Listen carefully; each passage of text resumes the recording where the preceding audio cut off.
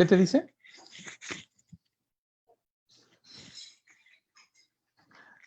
Buenas noches, Vladimir, buenas noches, amigas y amigos de Día Uno. Es un placer volvernos a encontrar como cada martes en Conversando Realidades, este ejercicio periodístico que está concentrado particularmente en un punto, Vladimir, en analizar, en discutir, en visualizar, en visibilizar, en conocer las cifras del tema que le da mucho sentido a este espacio. La pobreza en Chiapas, la pobreza en México. Me da muchísimo gusto volverte a encontrar, aunque sea a la distancia, pero volverte a encontrar en esta que es tu casa, Día Uno, Vladimir. Bienvenido. Muchas gracias, Miguel. Al contrario, contento como siempre de estar aquí con todos ustedes. Ofrecer una disculpa al auditorio de los días que no pudimos estar. La semana pasada se les extrañó, pero bueno, era cuestión de las fiestas patrias y otros temas. Y otra semana que estaba yo recién operado del hombro izquierdo, pero ya hoy ya estamos con todas las pilas y la actitud. Le Muchas gracias. dije, le dije a nuestros seguidores, es que Vladimir es un jugador de básquetbol y por ahí empezó el retiro de las canchas temporales. Maestro, me da mucho gusto encontrarte. Hay varios temas en el espectro, en el ambiente. Uno de ellos, independientemente de que vamos a llevar a este programa a lo que nos compete, que es analizar la pobreza, en la última ocasión que me encontré con nuestros usuarios, dejé sobre la mesa, en tu ausencia, varios elementos. Por ahí el banco BBVA, por ahí la UNAM, dan sus cifras. Y hay un concentrado de cifras de varios elementos que hablan, que redondean, que coinciden, que se acercan a 13 nuevos millones de pobres en México derivados de la pandemia por, por, este, por este factor del ingreso, pérdida de empleo.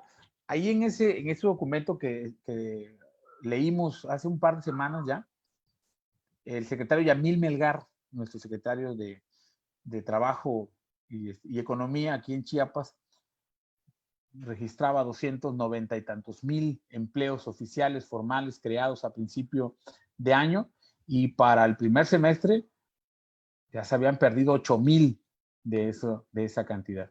Bueno, pero también, Vladimir, en este mes de septiembre, en este mes patrio, el 6 pasado, presenta el presidente Andrés Manuel López Obrador el paquete económico, su presupuesto de egresos de la Federación para el 2021.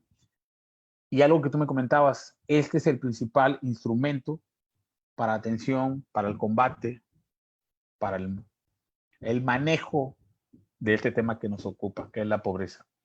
Me gustaría mucho conocer tu opinión de esta parte, y si quieres vamos avanzando con estas cifras que hoy te voy a presentar, que por aquí las tengo, por aquí las vamos a encontrar. Adelante, por favor, y muchas gracias por la No, oportunidad de muchas platicar. gracias a ti, Miguel, nuevamente. Fíjate que de esto te refieres a un estudio que hizo el PUED, que es el Programa Universitario de Estudios del Desarrollo de la Universidad Nacional Autónoma de México, un centro de estudios muy importante con mucho potencial científico de hacer ciencia, no científico con matraces y mecheros y ese tipo de cosas, sino con la capacidad de hacer ciencia. Y sí, lo que ellos nos están comentando es que, a ver, cuando se pierde el tema de ingreso, y vuelvo otra vez a lo que hemos platicado de cómo se mide la pobreza, una de ellas es el tema de ingreso, es la parte económica, ¿no? Entonces la línea mínima de bienestar, la línea de ingreso mínimo. Entonces cuando tú pierdes empleos, por supuesto que estás engrosando el número de pobres. ¿Por qué? Porque acuérdense que eres pobre por línea, por ingresos, eres pobre por carencias sociales. Entonces, supongamos que tú tenías un empleo, entonces tu línea de ingreso te permitía no ser pobre por ingreso, aunque, aunque tuvieras carencias sociales. Y esa era la diferencia entre ser pobre o pobre en extremo. Pobreza si tienes menos de 3 carencias, pobreza extrema si tienes más de 3 carencias. Entonces, en el análisis que ellos hacen, por supuesto, perdón, en el análisis que ellos hacen, ellos están contabilizando que la pérdida de empleos impacta en la cantidad de personas que tienen ingresos, por lo tanto al quitárselos, estás como si fuera un agravante, estás sumando o estás haciendo más amplia la población que pasa a las filas de la pobreza. Eso es lo que ellos descubrieron. No estoy tan seguro, la verdad que revisé el estudio y me quedaron algunas dudas sobre cómo llegan ellos a un tema de 22 a 32 millones, sobre todo que los últimos datos son del 2018, ¿no? Y en el 2018 no llegábamos a los 10 millones de mexicanos en pobreza extrema. Perdón, a los 10 millones de mexicanos en pobreza extrema. Y aquí nos están diciendo que se pasa de 22 a 32 millones. Entonces, esa parte me comprometo a revisarla para la próxima semana. Sin embargo, si esto fuera así, yo lo que les diría es que es un escenario desolador para tantos mexicanos.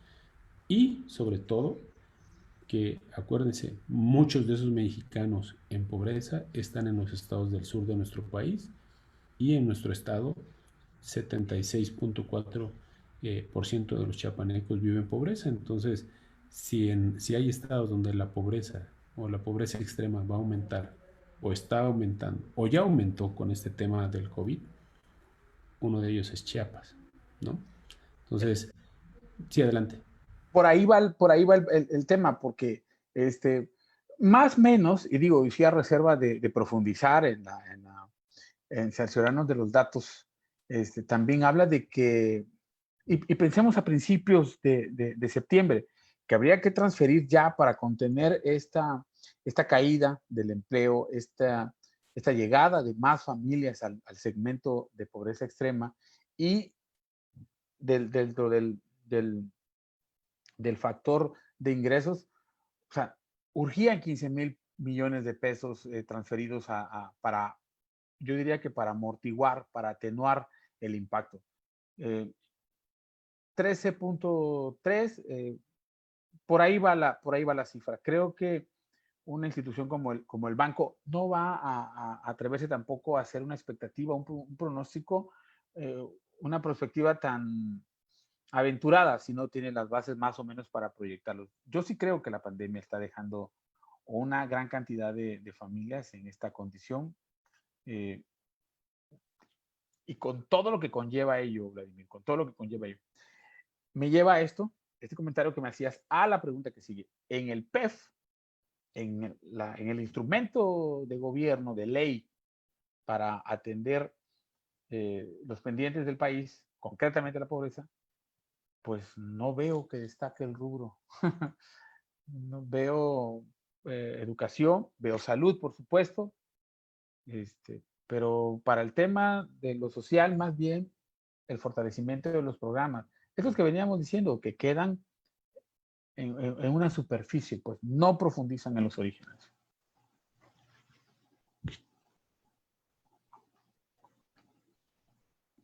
Listo. Sí, fíjate que aquí en el tema del presupuesto del paquete económico, hay que recordar que el paquete económico para todos los que nos están, iba a decir sintonizando, para todos los que nos están viendo esta noche, el paquete económico es muy importante y a veces no le damos dentro de la parte del análisis que hacemos, no le damos el tema que merece. El paquete económico que se compone de la ley de ingresos y el presupuesto de egresos de la federación, es decir, lo que vamos a ingresar y cómo lo vamos a gastar, es fundamental. Y en esto yo quisiera al auditorio brevemente es decirles, a ver, ¿cuántos ingresos vamos a tener? Depende de cómo se comporta la economía. No cómo se comporta la economía ahorita, sino cómo se comporta la economía ahorita, ayer y cómo creemos que se va a comportar en los próximos 5 años. Cuando se hace, lo primero que se hace cuando tú haces tu planeación de tu ley de ingresos, estableces unos que se llaman precriterios y luego estableces lo que se llaman los criterios generales, ¿no? Esto, los criterios generales de política económica, son muy importantes porque son los que el gobierno toma en consideración para hacer su proyección. ¿Y a qué me refiero con estos criterios generales de política económica? Miren, lo primero que tiene que hacer el gobierno es, primero establece unos precriterios que presenta en el mes de abril, y es donde la federación entrega a la Cámara de Diputados los criterios y dice, miren, así es como estamos viendo las cosas para el próximo año. Y el 8 de septiembre, que es cuando se entrega el paquete económico a la Cámara de Diputados, bien, se entrega eso y se entregan además los criterios generales ya de política económica. Esa es la diferencia. Antes son precriterios como preproyecto, como un avance, y después son los criterios. ¿Y qué significa? A ver, son 5. Lo primero que considera el gobierno, lo primero que considera la federación, dice, a ver, voy a hacer una analogía como si fueran, vamos a presupuestar los gastos en casa. Es similar el tema del presupuesto.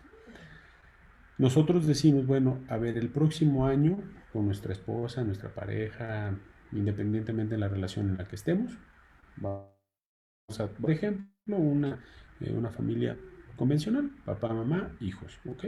Entonces, dicen, oye, a ver, ya el próximo año, 2021, ¿cómo estamos? Entonces, la mamá o el papá dicen, bueno, pues yo tengo mi trabajo fijo, que me deja 10 pesos, mis ingresos de 10 pesos al mes. Yo, esposa, también tengo mis ingresos de 10 pesos al mes.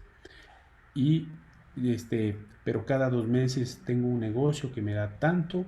El papá dice, sí, yo hago otros trabajos. Entonces hacemos una proyección y decimos, bueno, vamos a tener 240 pesos de ingresos fijos, más los negocios que vamos saliendo, más las chambitas, por decirlo de una manera descriptiva, para que lo entendamos. Estamos prospectando que vamos a tener el próximo año 300 pesos. ¿Ok? ¿Cómo los vamos a gastar? Bueno, a ver, lo primero que tenemos que hacer es, supongamos que tenemos un crédito hipotecario o pagamos una renta. Esto es de ley de lo que se tiene que pagar, si no nos desalojan. Pagamos aproximadamente tanto de luz, tanto de agua, tanto de gas. Perfecto. Y gastamos tanto mensualmente, gastamos en comida tanto. Entonces, haces cuáles son tus gastos más importantes. Y lo otro dices, bueno, vamos a presupuestar cuánto nos saldría ir al cine tantas veces al mes. Vamos a ir 2 veces al mes. Y va a incluir comprar palomitas, nachos, los refrescos, esto y lo otro. Muy bien. Y ¿sabes qué? Acuérdate que ese inicio tenemos que el 6 de enero tenemos que comprar el regalo de los Reyes, cosas así. Y tú haces una prospección. Entonces ahí tú ya estás calculando cuántos ingresos vas a tener y cómo los vas a gastar. Es muy sencillo, relativamente conceptual entenderlo. Si voy a tener por ingresos 100 pesos y voy a gastar en el año 100 pesos, quiere decir que cuando termine el 2021 no tuve problemas económicos, estoy tranquilo, pero tengo 0 ahorros, ¿no? Salvo que tú digas, mira, ¿sabes qué? También vamos a destinar el 3% mensual para el ahorro y lo tomas como un gasto, entonces no importa que lo vas a ahorrar. Pero supongamos que en el mes de enero, en vez de ganar 20 pesos, ganaste 15. Algo pasó y tus gastos los habías programado para 20. Entonces, ¿qué es lo que tienes que hacer? Una de dos. O te endeudas para suplir ese déficit, o dejas de gastar y gastas el equivalente a los 15 pesos. Entonces, esto lo voy a explicar por qué. viene el segundo mes, febrero, y dices, bueno, en febrero seguro nos vamos a reponer. Pero en febrero, en vez de ganar 20, ganas 17. Vuelves a tener la decisión. ¿Adquieres deuda o gastas 17? Y viene marzo, y en vez de ganar 20, ganas 14. Y otra vez la decisión. Pero en esos 3 meses, tú ya traes un déficit de lo que estimaste ibas a ganar. Y aquí traes unos compromisos adquiridos de gasto que, bueno, dices, bueno, ya no fuimos al cine, sorry, ya no fuimos a esto, ya no fuimos a lo otro, que son cosas de las que puedes prescindir. De una manera similar es el presupuesto de egresos y la ley de ingresos y el presupuesto de egresos de la federación, ¿no? Entonces, y cité 3 meses porque cada 3 meses se reporta el comportamiento de la economía. Y esto me lleva a lo siguiente. Les decía que se presentan los criterios generales de política económica porque el gobierno, Secretaría de Hacienda, la Federación dice, a ver, se comportó así la economía el año anterior. El año anterior nuestra economía fue muy mala, es decir, crecimos muy poquito. La verdad es nuestro crecimiento fue menos de 1%, es decir, la economía creció a 0.1%. Y esto es relevante porque, a ver, ¿cuántos ingresos voy a tener? Depende de cuánto haya crecido mi Producto Interno Bruto. ¿Y cómo se comporta mi Producto Interno Bruto? Depende tiene una relación de cómo se comporta la economía.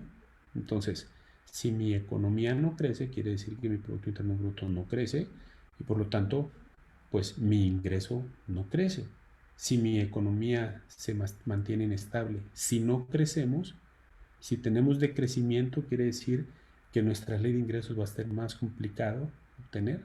Entonces, por eso es muy importante echar una vista hacia atrás y eso es lo que hace la federación con el tema de los criterios. Entonces, luego hace, hace un análisis sobre la evolución de la economía mexicana en el año en curso, es decir, ok, el año pasado nos fue así, ¿no? Este año, acuérdense, como ellos presentan en septiembre el presupuesto de egresos, no alcanzan a determinar todo el año. Entonces hacen una prospección y dicen, ok, a ver, hasta septiembre se ha venido comportando de esta manera y ya tenemos 3 trimestres, ¿no? Enero, febrero, marzo, abril, mayo, junio, julio, agosto, septiembre, 3 trimestres. Y con eso dice, a ver, la evolución de la economía en este año ha sido la siguiente. Y después dicen, a ver, las perspectivas económicas de política fiscal para el segundo año ¿qué es lo que están diciendo? A ver, a como estuvo el año pasado, como ha estado es probable que el que viene se comporte de la siguiente manera. Entonces, hacen los cálculos de cuánto pueden ingresar y cómo pueden gastar en base a ello, ¿no? Son perspectivas, por eso son criterios. Y cuando se le llama criterio es porque es la seriedad con que se debe de tomar el paquete económico. Bueno, dicho esto, vamos a lo siguiente. Tu ley de ingresos, por lo regular la gente, o cuando se hace el análisis político o económico, se le pone mucha atención al presupuesto de egresos. ¿Por qué? Porque el presupuesto de egresos, como le dije, es el principal instrumento de política económica, el principal instrumento de política pública de la federación. Pero no tendrá fuerza si no se cumple lo que has presupuestado en tu ley de ingresos. El año pasado, si ustedes se acuerdan, tú dijiste que ibas a crecer tanto, que ibas a ganar 10 pesos, pero cada mes no ganabas 10, entonces tú ibas teniendo un déficit en los ingresos, entonces lo que tenías que hacer para no pedir deuda, bajabas recursos, entonces si al campo ibas a destinarle 50 centavos de esos 10 pesos, pues les terminas destinando 30 centavos. Y eso quiere decir que esos 20 centavos que le están haciendo falta al campo, multiplícalo por mucho y eso es lo que impacta. Por eso se vuelve tan importante la ley de ingresos y el presupuesto de egresos. ¿Qué es lo que qué es lo que está planteando el gobierno federal? Está planteando un presupuesto muy rígido. ¿A qué me refiero con esto? Es derivado de lo que sucedió el año pasado, del no crecimiento económico, derivado del comportamiento actual de la economía con el COVID y lo que se está vaticinando o proyectando para el próximo año, el gobierno dice, a ver, uno, no quiero deudas, no quiero deudas. De hecho, la, la, los ingresos del gobierno federal, los ingresos totales, los ingresos van por el orden de eh, 5,538,000,000,000, ¿no? Y los gastos son de 6,295,000,000,000. Es decir, ese pequeño déficit lo van ellos, es con un techo de deuda que el Congreso les va a aprobar de aproximadamente 3% del PIB, y con eso van a emparejar ingresos y egresos. Y eso es lo que hace que el gobierno se convierta en rígido. La política del gobierno federal ha sido no endeudarse, lo cual tiene aceptación en un aspecto, pero por el otro tiene rechazo. ¿Por qué? A ver, el argumento del gobierno era el siguiente: es que la deuda siempre sirve para apoyar a los que más tienen. La deuda, históricamente, cuando cuando los gobiernos la adquieren, es para beneficiar a las grandes empresas, entonces, para beneficiar a gente que no lo necesita, para subsidiar a los que tienen. Para rescatar a los de arriba, dice el presidente, ¿no? Pero ese es un argumento falaz, o sea, es un argumento que no tiene sentido. ¿Por qué? Porque estás diciéndonos que tú, al adquirir deuda, harías prácticamente lo mismo, cuando que puedes adquirir deuda y hacer las cosas de manera diferente a como lo hacían nosotros, en vez en vez de fortalecer a los poderosos o a la mafia del poder según tu narrativa, ayuda a los que menos tienen. Porque si en un momento se necesita del Estado mexicano y lo que contempla la Constitución, es en este momento. Entonces, yo no comparto este tema de la deuda, aunque el secretario de Hacienda ha manifestado lo siguiente, y es cierto, es decir, países como el nuestro, hay países a los que les cuesta muy poco adquirir deuda, y eso voy a dar un ejemplo muy sencillo. Está Luis y está Alberto, o está Ana y está Hortensia. Ana tiene reputación de pagar muy bien, Hortensia tiene la reputación de ser mala, de queda mal. Entonces, cuando las dos van a pedir un préstamo, o cuando Luis y Alberto, a Luis que es un queda mal y Alberto es siempre paga a tiempo, a la hora que vas a pedir un préstamo, al que es buen pagador le van a decir, no hombre, no te preocupes, por supuesto, es más, te lo doy fiado, luego me pagas, no. O te van a decir, te voy a prestar 10 pesos y me vas a pagar, como eres muy buen pagador, por buena onda, 1%. Entonces, cuando vengas a pagarme, me tienes que devolver 11 pesos. Pero al otro que es mal pagador le van a decir, oye, no, a ti te voy a cobrar el 5%, porque la neta sí, Porque no te tengo confianza. no le tengo mucha Sí, confianza. es un asunto también de historial crediticio. La narrativa dice, no vamos a rescatar a los de arriba, ahora se ayuda a los de abajo. No vamos a caer con los mismos de siempre, ¿no? Banco Interamericano, Fondo Monetario Internacional. La proyección de este PEF 2021 habla de 6,000,000,000 de pesos, de 6 billones de pesos. 6,000,000,000 de pesos. Y hacen una proyección hacia 5 billones, 9,000,000,000, ¿no? 5,9 billones. El más austero de la historia. Creo, yo también coincido en esta posición, que es el momento de cuando debe permear más e incluso diría que más a profundidad la ayuda, la asistencia, la presencia del Estado mexicano en la crisis, en el centro de las familias. Yo sí puedo coincidir contigo en esa parte, porque está orientando la inversión hacia los programas sociales. Y me refiero concretamente Jóvenes Construyendo el Futuro, Tandas del Bienestar, becas Benito Juárez, la pensión también recibe un incremento, ¿no? Por supuesto que el sector empresarial, los generadores de empleo, el industrial, el empresario, acusa de recibir el impacto y el abandono, ¿no? Sí, tendremos un presupuesto que todavía falta. ¿Cuándo se discute, Vladimir? ¿Cuándo entra en proceso? ¿Cuándo se analiza? ¿Cuándo debe estar listo? ¿Cuándo debe estar autorizado? Porque tiene tiempo, según. Sí, tú tienes los meses de octubre y noviembre. En octubre tienes que aprobar el presupuesto, la ley de ingresos, si no mal recuerdo es el 20 de octubre como fecha final. Y tienes a mediados de noviembre para aprobar el presupuesto de egresos. La ley de ingresos es facultad de ambas cámaras. Primero la aprueba la Cámara de Diputados. La Cámara de Origen, ¿cómo le llaman, no? Pues más que Cámara de Origen, ¿no? Porque acuérdate que... Porque lo manda el presidente. Exactamente, entonces es el... y, si en dado caso no la aprueba, si la Cámara de Diputados lo aprueba y el Senado le hace algunas modificaciones, la devuelve y la tiene que volver a trabajar hasta que nos pongamos de acuerdo. Y si no hubiese un acuerdo entre ellos, entraría en vigor la ley de ingresos como fue planteada para el año fiscal previo.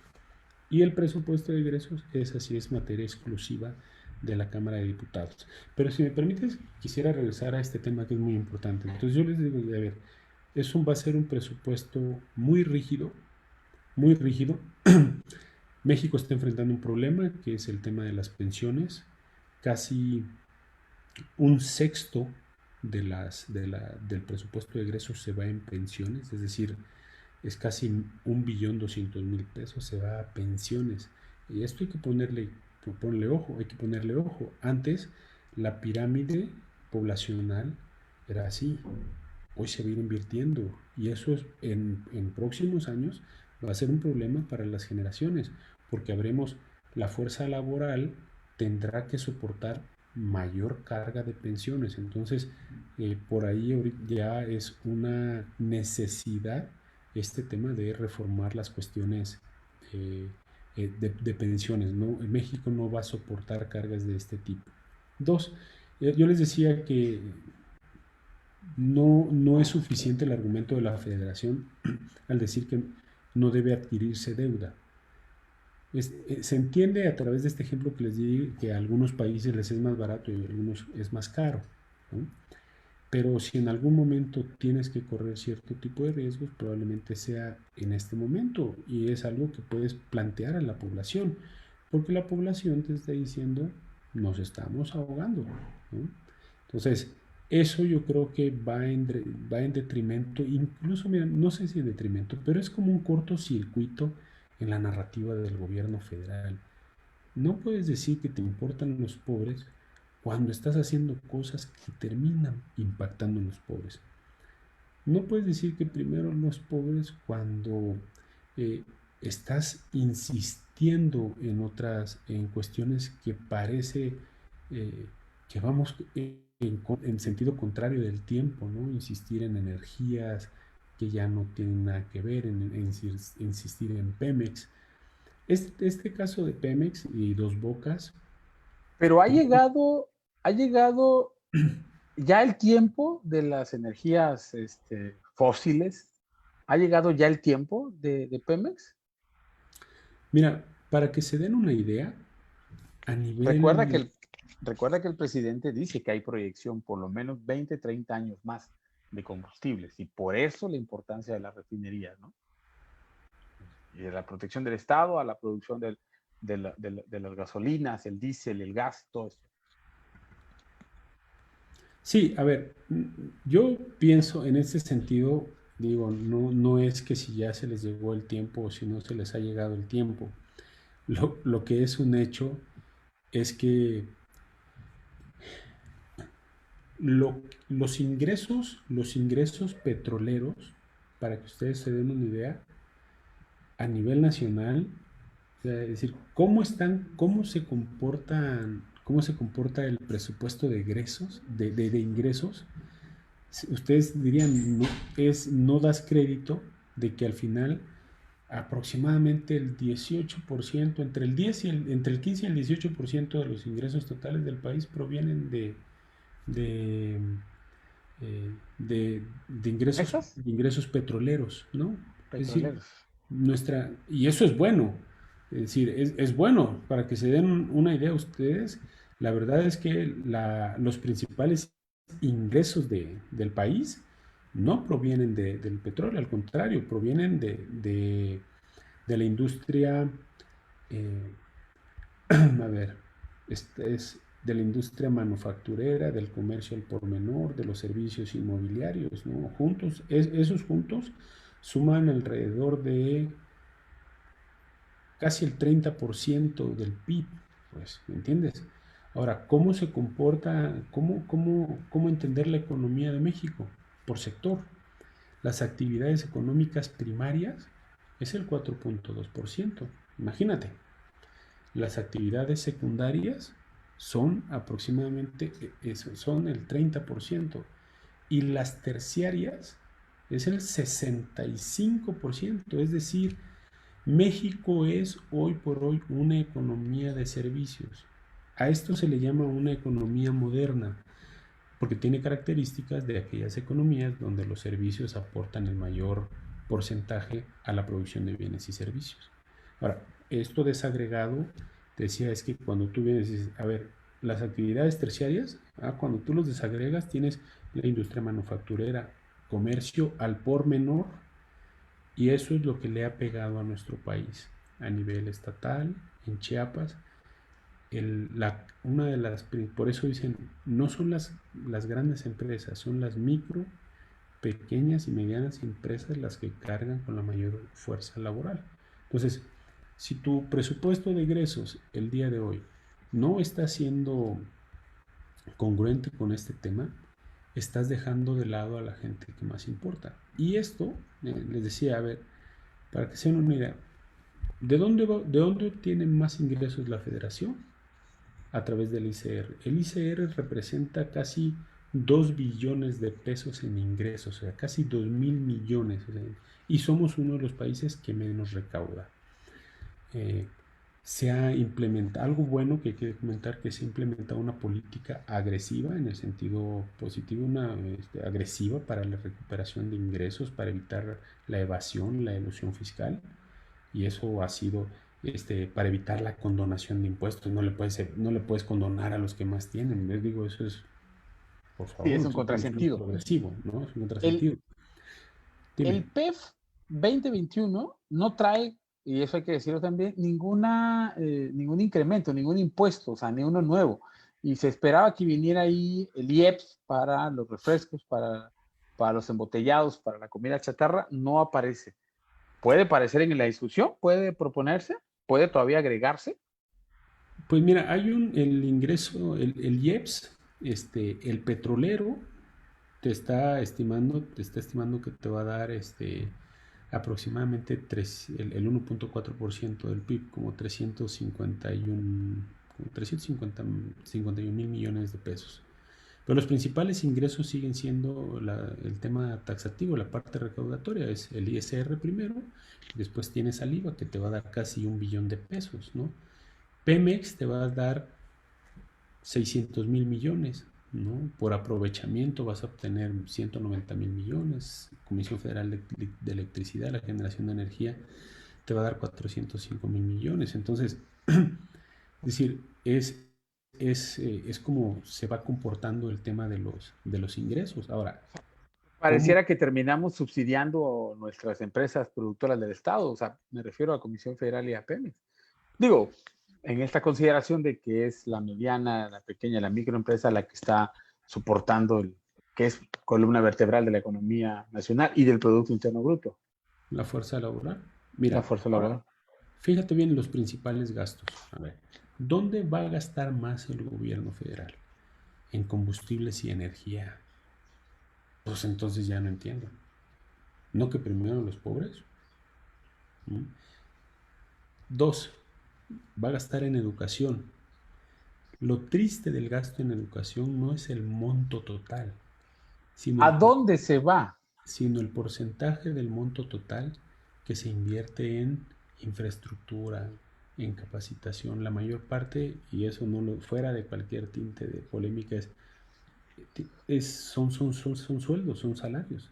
Es ¿Sí? muy poquito lo que se aporta a la mejora cuando hemos comentado aquí que la educación es un igualador social, una buena educación, entre más homogénea la educación de un país, más oportunidades tenemos todos, o tenemos casi tendríamos las mismas oportunidades en cuestión educativa, ¿no?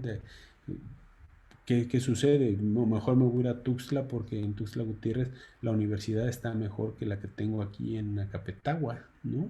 No, no, ¿sabes qué? La que tengo aquí en Ocosingo, Palenque, no, mejor vámonos para San Cristóbal. O sea, esas son el tipo de cosas. Prefiero la prepa, a ver, en Huixtla. ¿A dónde te vas? Bueno, pues a la Secu, al Alberto A la Secundedo, Culebro o a cuál me voy, pues, ¿no? A o a la la... Juan Jacobo Rousseau. Exactamente, entonces, pero esa es secundaria, ¿no? No O recuerdo, es prepa prepa creo. también. Entonces, ese tipo de cosas, entonces te digo, a ver, vas a gastar en combustibles, energía. Y lo que les decía, se va a gastar en protección social 1.200.000 pesos, 5% del PIB, ¿no? Luego tienes gastos de los cuales no puedes hacerte, como son temas de deuda pública, esos tienes que pagarlos de ley, ¿no? Entonces, Sí. sí va a ser un presupuesto rígido, un presupuesto complicado, porque es complicada la situación del país.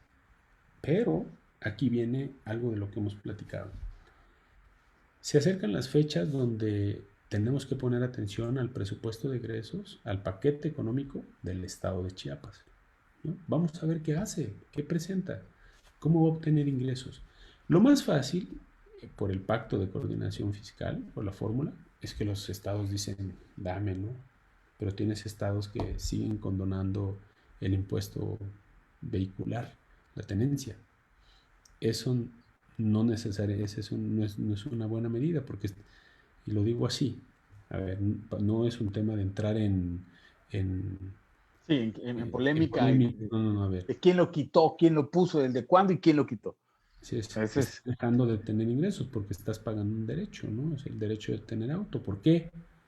Porque en algún momento hemos platicado las externalidades y se tiene, en economía tú tienes que pagar, a ver, tú no estás pagando el hecho de tener un carro, estás pagando porque al tener un carro generas dióxido de carbono y sí, claro, contamina.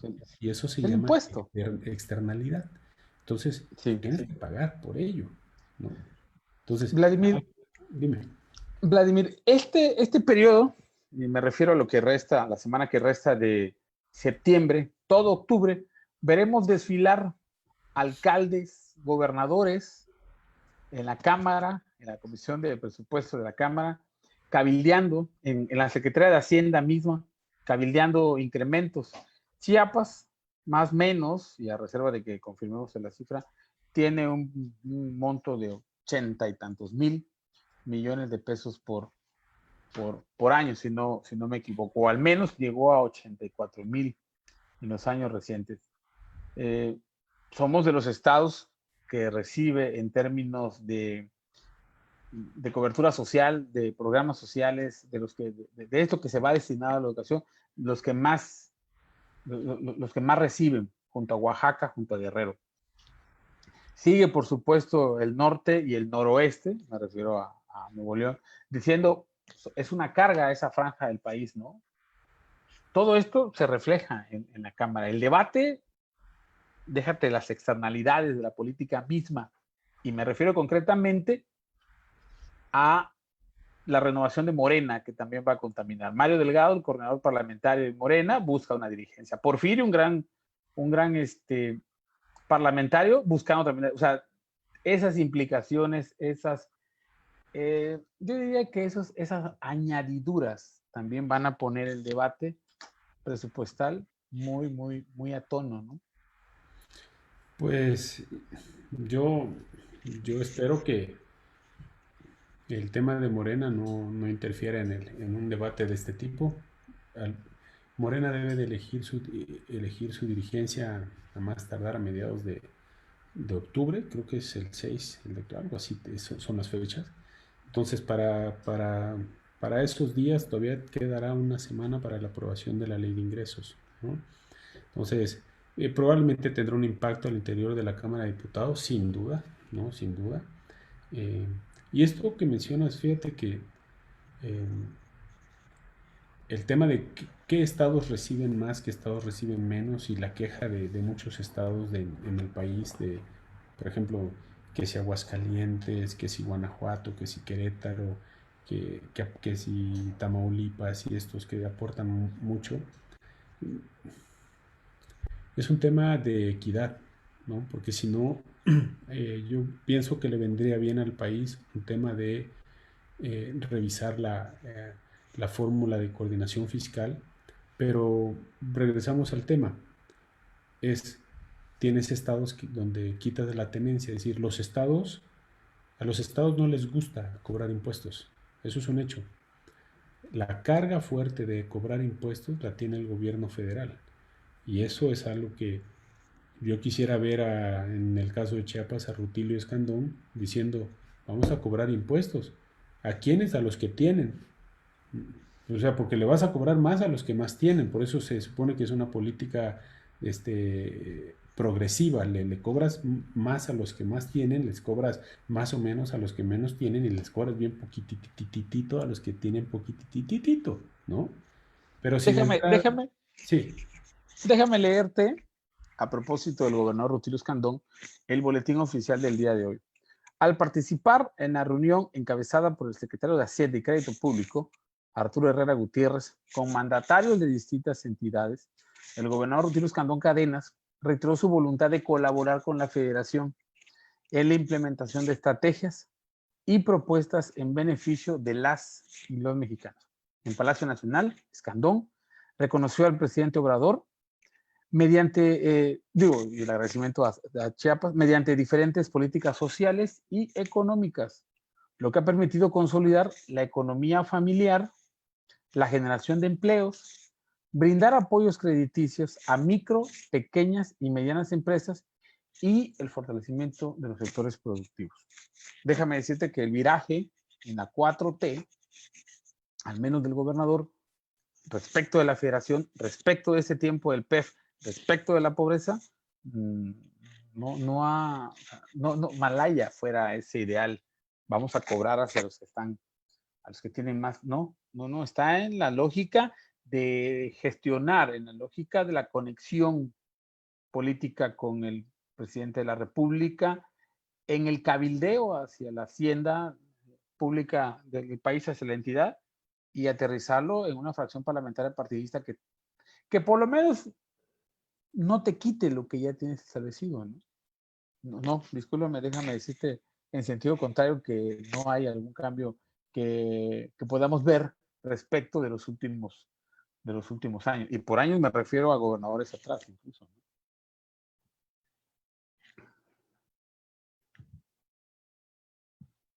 Fíjate que te voy a decir una cosa, la verdad para mí ese tipo de comunicaciones, tres cuartas partes no me dicen nada, ¿no? Se reunió donde dijo que acompañará en todas las estrategias y pues, está bien, ¿no? Pues Es un comunicado políticamente correcto. bueno, pues lo políticamente correcto tiene el país como estamos, ¿no? Eso es En eso sí coincido. ¿no? Entonces yo creo que debería decir, al contrario, debería decir una cuestión así como anuncia el gobernador del estado de Chiapas que derivado de las condiciones de pobreza que privan en la entidad, donde 7.6 chiapanecos de cada 10 están en condiciones de pobreza, ¿no? Y un gran porcentaje en condiciones de pobreza extrema, pide que se revise la asignación presupuestal. Chiapas estará previendo medidas fiscales. Chiapas estará previendo para el próximo año el incremento de su tasa estatal recaudatoria. Chiapas abonará a mejorar la captación de impuestos para una distribución en el siguiente sentido. priorizar por ta. Entonces, está diciendo el gobierno del estado qué va a hacer. Aquí el gobierno del estado no nos dice más nada. Es lo que me diga el gobierno federal, es lo que yo voy a hacer. Y voy a contribuir y voy a colaborar en lo que el gobierno dice. Pero, entonces quiere decir que si a Chiapas le van a tocar, vamos a decir algo, 15 pesos, pues el gobierno del estado va a estar, pues está bien, 15 pesos, pues con 15 me alcanza. No, con 15 no te alcanza. Con 15 con maravillas, ¿no? No, ¿me entiendes? Entonces, esas son las grandes diferencias. Yo creo que pareciera que se está... Fíjate que ahorita que mencionas en las entrevistas que hacen, escuchaba yo al presidente Morena, Cuellar, empiezan a utilizar una palabra y dicen, no, tenemos que ser institucionales, tenemos que ser institucionales. Y Ha luego, pues, llegado la versión institucional del sí, lo PRI cual a la 4T. sí, lo he escuchado en la voz del presidente de Mario Delgado, lo he escuchado en la voz de Gibran, de Atolini, de todos ellos, y dices, bueno, pues no los institucionales eran aquí, ¿no? Entonces, yo creo que esas son de verdad, está cayendo en un juego que no está abonando. Por eso regreso a lo que hemos citado en los programas, a lo largo de estos programas. Es un tema de la sociedad. Si la sociedad no empuja, si la sociedad no exige, si la sociedad no hace lo propio, van a seguir, la agenda pública va a seguir yendo en sentido contrario de las necesidades de los estados, en sentido contrario de las necesidades del país. Y no solamente y no volteen a ver nada más lo que están haciendo este, el gobernador de Chiapas, volteen a ver lo que van a hacer los alcaldes. Eso es importante. Eso es importante porque primero la ley de ingresos debe de obedecer a un correcto bando de gobierno, ¿no? Al bando de policía y buen gobierno, a que tengas al menos del índice municipal de reglamentación básica, que tengas tus 17 instrumentos para que puedas cobrar construcciones, para que puedas cobrar un buen catastro, para que tu predial no sea que por cierto, a Tuxtla Gutiérrez le quieren incrementar ahí el predial cuando tienes una población en 50% de habitantes en pobreza, lo cual se me hace irrisorio, ¿no? Quieres, bueno, en fin, son las cosas que parece que se planea sobre las rodillas. Pero los chiapanecos tienen que voltear a ver a sus alcaldes. Sigo viendo hoy una manera tan tradicional de ejercer el gasto cuando Chiapas está ahogando y no está, mira, se dice, es que la obra pública genera alrededor, sí, sí genera alrededor, pero un gobierno no puede estar basado solamente en obra pública, ¿entiendes? Porque eso, como decía alguien alguna vez, me dice, no hijo, pues es que la obra pública la hace cualquiera, la verdad. Pues eso, ¿dónde está la magia de ser alcalde? ¿Dónde está esa parte, esa creatividad, cuál es, cuál es la ventaja competitiva que tú añades de ser tú como alcalde respecto de otro alcalde? Es que este hizo más obras que aquel. Sí, porque año con año se incrementan los presupuestos, ¿no? El presupuesto en los 90 que recibían los ayuntamientos al presupuesto que reciben hoy los ayuntamientos es completamente distinto. Ah, pues aquel hacía 10 obras, pues este puede hacer 20. Por favor, pues lo hago hasta yo. De acuerdo. Vladimir, yo sí quisiera ir perfilando este retorno a día 1 de Conversando en Realidad, darte la bienvenida por encontrarnos cada martes a partir de las 8 de la noche. Saludando, por supuesto, a Josué Solano, a Pilar, a Lupita Esquinca, a Eduardo Navarrete. Saludos, compañero Josué, hasta Reforma. Me gustaría mucho que conociéramos la opinión que te merece. Ayer el órgano electoral aquí en Chiapas da a conocer el calendario de actividades, lo que viene. El proceso electoral chiapaneco concurrente con la renovación de la Cámara de Diputados en junio 6 del próximo año, inicia en enero. Los alcaldes tendrán que irse, pedir una licencia, notificar al Congreso que se retiren del cargo para aspirar a reelegirse. Y por ahí ya empezaron las desbandadas. Una reforma electoral de Morena, hecho en lo oscurito desde el Congreso del Estado aquí en Chiapas, que posiblemente, y impugnado en los tribunales federales, en los máximos tribunales, que tendrá que resolver más o menos por diciembre. Ahí hay una especie de trampa. Los que tienen que renunciar en un par de días, los que lo van a hacer en diciembre,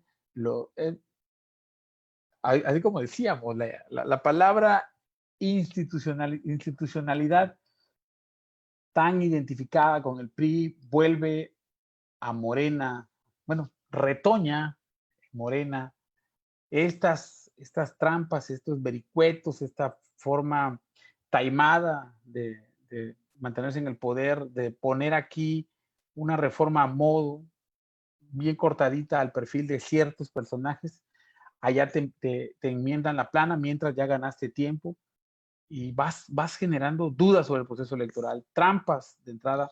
Ese desgaste de Morena es también. Me gustaría mucho conocer tu opinión. Digo, nosotros en Chiapas estamos permanentemente escuchando la información oficial, la información que se genera, pero cómo se observa nuestro estado. Entramos al proceso electoral, todo mundo pensando en la reelección, todo mundo pensando en una elección de estado. Corremos ese riesgo con Morena, un pleitazo de Morena por la dirigencia. Bueno, y lo que realmente importa, ¿qué? Y el combate a la pobreza, la solución a los factores de la pobreza, ¿qué? Me gustaría mucho que nos dieras tu opinión al respecto, Vladimir, agradeciéndote siempre que vengas a día uno a tu casa siempre. Muchas gracias, Miguel. Bueno, yo primero es que hay una confusión en la ciudadanía. Bueno, no puedo generalizar, pero suele confundir la palabra reelección. Es decir, presidentes municipales, diputados locales, diputados federales pueden reelegirse. Así es como lo debemos concebir. Porque la reelección no depende del que se postula, depende de quien te vota, ¿no? Entonces, que no importe si un alcalde que nos cae gordo o una alcaldesa que no hizo su trabajo logra postularse para reelegirse. Nos vemos en las urnas, porque la reelección no depende de postularse, depende de cuántos votos obtengas. Y les dije, la mejor manera de expresarnos, la mejor manera de decirle a, por ahí sigo escuchando, la clase política es, toma, voto hacia dónde. ¿Por qué? Porque, oye, pero yo hice tanto cuando fui. No, no hiciste lo suficiente. O creíste haber hecho, ¿no? Porque comúnmente, ¿qué es lo que sucede? Los alcaldes, las alcaldesas, oye, ¿cómo es lo que estamos haciendo? No, muy bien, no, presidenta, no, hombre, no hay mejor. No, no. No, hombre, fue usted a la comunidad, vio el caldito de pollo que le hicieron, qué agradecida está la comunidad. Por favor, todavía seguimos pensando así a estas alturas del partido. Yo creo que no importa qué tan pobres seamos, votemos y cuando votemos, hagamos memoria. No es un tema del corazón, no podemos estar votando con el corazón, porque los que somos estrategas electorales, estrategas de comunicación política, te llevamos a eso, ¿no? A que nos votes con el corazón. Pero como ciudadano tienes que votar con la memoria, es decir, dijo que haría A, B, C, Eso, D. con la pura promesa, Y Y ni A menos B, mucho menos C, conti más D, ¿no? se Vamos, acabó. vamos a darle la oportunidad a otro. Y eso es lo que eventualmente va a permitir, como les dije, tener mejores gobiernos. Es la impresión de la ciudadanía en las urnas. No podemos dejar una decisión tan fácil a cuestiones intestinas, ¿no? Entonces, la reelección es importante. Sí, yo estoy de acuerdo en la reelección porque vuelvo al mismo ejemplo. El alcalde o la alcaldesa que se postula hizo un buen trabajo, que siga gobernando. Aquí Claro. no es un tema de, no, ya estuvo, mejor que cambie, que venga otro. Brother, si la derecha te está dando resultado, ¿para qué la cambias, no? Como jugada. Entonces, hizo bien su trabajo, premialo. Hizo mal su trabajo, castígalo con todo, ¿no? ¿Por qué? Porque tenemos que ver que hay una curva de aprendizaje, siempre hay una curva de aprendizaje. Eso he dicho que se popularizó de el primer año no saben nada, el segundo ya saben y el tercero se llevan todo. Pues vamos a ver si el que quiere reelegirse de entrada tiene que pedir licencia en estas fechas entonces el tercer año a lo mejor no se lleva mucho, ¿no? Entonces, eh, ahora, ¿cómo ven a nivel nacional? Mira, yo creo que Chiapas, y lamento decirlo, sigue siendo atractivo por las cuestiones equivocadas. Seguimos siendo atractivos porque somos pobres, seguimos siendo atractivos por el colorido de nuestra población indígena, pobre, ¿no? Colorida pero pobre. Aparte, Seguimos siendo atractivos por nuestros recursos y bellezas naturales, sí, pero pobre, ¿no? Entonces, y eso se traduce en una clase política pobre en ese sentido, ¿no? Pobre en capacidad creativa de planeación, con sus excepciones, aquí lo digo con todo respeto, el que le quede el saco que se lo ponga, ¿no? Pero si Chiapas pero, hubiese pero tenido... una inmensa mayoría pensando en otras cosas, no en las soluciones. Creativos, creativos para cómo reelegirse, creativos para encontrarle vericuetos a la ley. Ah, no, no me voy acá, bueno, pero allá me va a la corte. Ah, no puedo ser alcalde, ah, pues me voy a diputado. Pero al Digo, final es lo que te digo, eh, tú postúlate, tú tienes ponte. ese derecho, tú Sí, búscala. Es la ciudadanía la que determina si merece reelegirse. ¿Sí? de Y acuerdo. lo buscas, ¿no? Entonces, adelante, adelante. Pues muchas gracias, Vladimir. La verdad es que siempre será un gusto poder tener una idea más amplia de lo que está pasando en Chiapas, pero visto desde Ciudad de México. Este, yo te pediría que dejáramos aquí esta conversación, este retorno de Conversando Realidades, que nos encontremos el próximo martes aquí a las 8 de la noche y que sigamos profundizando en más datos. Y yo diría que empezáramos a hablar ya de la política, empezáramos a hablar ya de los temas nacionales que siempre tienen un reflejo aquí en el Estado. Agradeciéndote, Vladimir, salvo lo que tú me digas. Y por supuesto, hoy no tuvimos a Eldras Jonathan, que siempre está con nosotros. Le mandamos un saludo. Te agradezco. Nos vemos el próximo martes. Muchas gracias. No, hombre, Miguel, al contrario, es un gusto siempre estar aquí. La verdad es que todo tiempo parece poco, pero la constancia hay que seguirla trabajando. Que todos los que De nos están acuerdo. escuchando sepan que cada martes aquí estaremos. Un abrazo Muchísimas gracias, a Vladimir. todos. Buenas noches. Hasta luego.